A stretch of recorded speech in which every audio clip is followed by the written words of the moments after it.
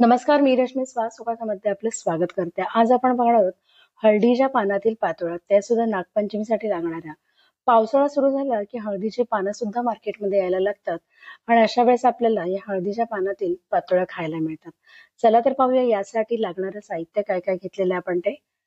इथे मी पाहू शकता हळदीची पानं घेतलेली आहेत. तसेच मी ते 2 वाटी खोबरं घेतलेले, ओलं खोबरं घेतलेले मी. त्याच्या निम्मा गूळ घेतलेला म्हणजे 1 वाटी गूळ घेतलेला आहे. एक मोठा बाउल आपण तांदळाचं पीठ, 1 चमचा वेलची पावडर आणि 2 चमचा आपण साजूक तूप घेतलेलं आहे.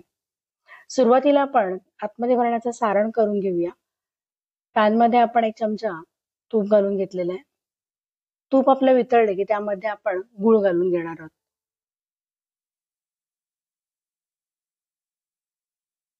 इथे मी आता गूळ घालून घेणार आहे. गूळ आपला वितळून द्यायचा आपण.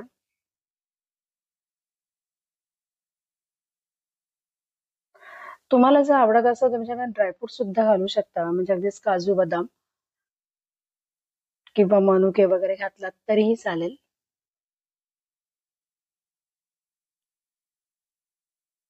इथे आता मी पूर्णपणे ते गूळ वितळून देणार आहे.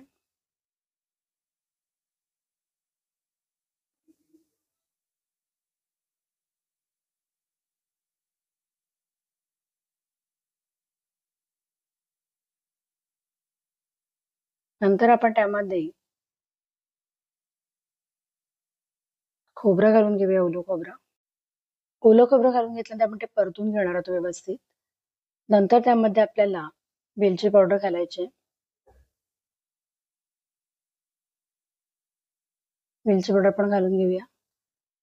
आपण बघेल इथे की खोबरं आणि गूळ आपलं व्यवस्थित मिक्स झालेलं आहे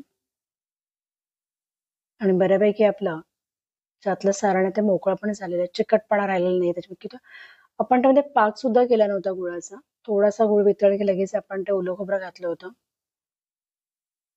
त्यामुळे आपलं आतलं सारण सुद्धा मस्त मोकळं आणि मस्त झालेलं आहे.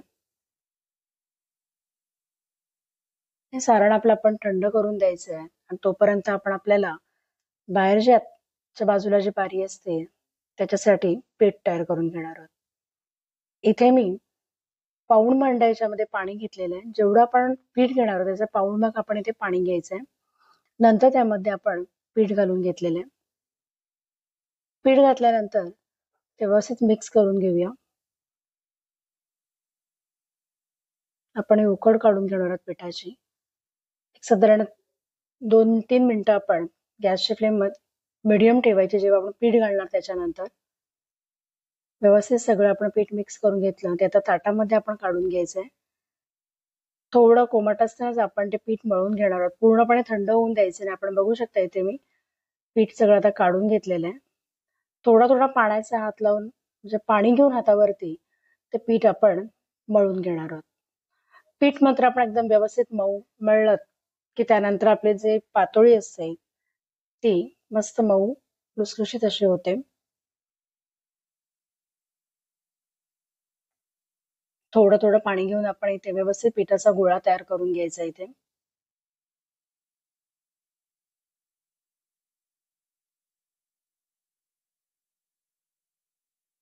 पण बघाल इथे पीठ माझं मळून झालेलं आहे.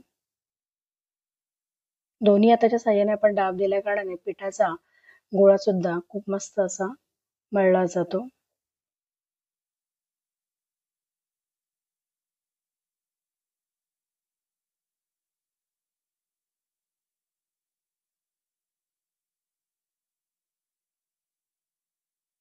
पण पाहाल आपलं पीठ किती मस्त मळून झालेलं आहे. आता आपण हळदीचे एक पान घेणार आहोत. पानाचे आपण जास्त लांब असल्या कारणाने त्याला मधोमध कापून घ्यायचं. पानं जर छोटी असतील तर आपण अख्ख्या पानावरती सुद्धा करू शकतो, पण इथे पानं खूप मोठी असल्या कारणाने आपण त्याचा देठ काढून घेणार आणि मधोमध त्याचे 2 भाग करायचे आहेत.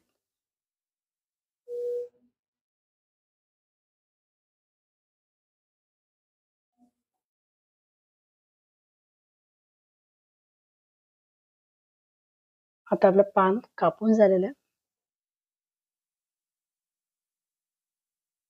पानाचा जो वरचा भाग असतो ना त्याच्यावरती आपल्याला पातोळी करायची म्हणजे आतमध्ये लावायची आहे. पीठ ते आपण लावून घेणार आहोत. पानाचा एक भाग आता आपण इथे घेऊया. नंतर त्याला आपण थोडासा तुपाचा हात लावून घेणार, म्हणजे तूप लावून घेणार आहोत. हाताच्या साह्यानेच आपण लावणार आहोत, त्यामुळे सगळीकडे व्यवस्थित लागेल ते.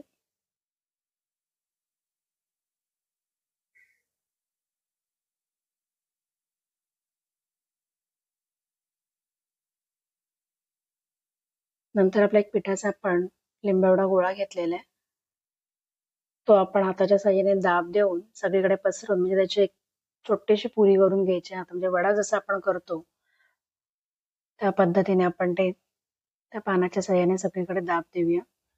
करंजीचा जसा भाग असतो त्या प्रकारे आपण ते दाब देऊन करणार आहोत. नंतर आपल्या मधोमध त्याचे सारण भरून घ्यायचं, जे आपण मगाशी गुळाचं आणि नारळाचं सारण केलं होतं ते. पातोळं करण्यासाठी तुम्हाला जर हळदीचं पान नाही मिळालं, तुम्ही केळीच्या पानांमध्ये केलं तरीही चालेल. फक्त हळदीच्या पानांचा जो स्वाद आहे तो खूप मस्त लागतो. आता ते पान आपण दुमडून घेणार आहोत, जेणेकरून दोन्ही बाजू आपल्या एकावर एक दाब देऊन आपल्याला व्यवस्थित पॅक करता येतील. आपण बघाल इथे अशा प्रकारे आपण ती व्यवस्थित दाब देऊन पातोळी तयार केलेली आहे. या पद्धतीनेच आपण आणखीन सर्व पानांच्या आपण पातोळ्या करून घेणार आहोत. पुन्हा एकदा आपण बघू शकता इथे मी तूप लावलेलं आहे थोडंसं. नंतर पीठ ठेवून आपण त्याला वरती हाताच्या साह्याने त्याला थोडा दाब देऊन त्याची एक छोटीशी पुरी आपण तयार करून घेणार आहोत.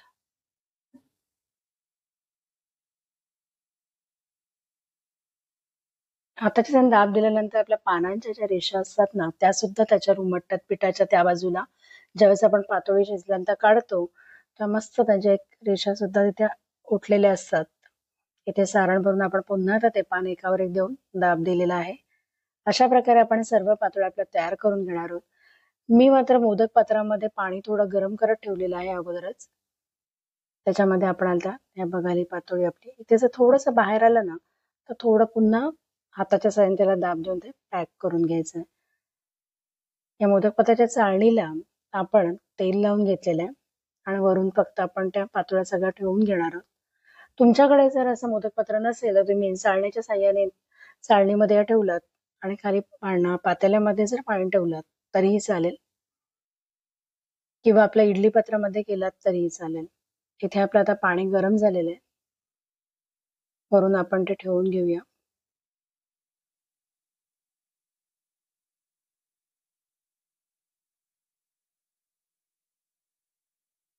झाकण ठेवायचं आहे.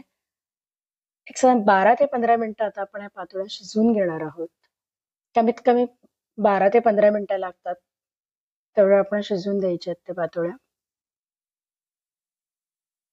आता आपण आपल्या शिजलेल्या पातोळ्या आपण काढून घेऊयात. आपण बघाल पानांचा रंग सुद्धा इथे बदललेला आहे आणि मस्त असा हळदीच्या पानांचा जो सुगंध आहे तोही मस्त दरवळतोय. नक्की अशा प्रकारे पातोळ्या करून बघा आणि तुम्हाला कशा वाटल्या ते मला कमेंट्स मध्ये सांगायला मात्र विसरू नका. चॅनलवरती नवीन असाल तर चॅनलला सबस्क्राईब करा आणि बेल आयकॉन वरती सुद्धा टिक करा, जेणेकरून नेक्स्ट व्हिडिओचे नोटिफिकेशन तुम्हाला मिळेल. आपल्या गरमागरम हळदीच्या पानातील पातोळ्या तयार झालेल्या आहेत. एक तुम्हाला पातोळी मी दाखवते की आतून ती कशी दिसते. आपण पाहाल इथे आपली पातोळी तयार झालेली आहे.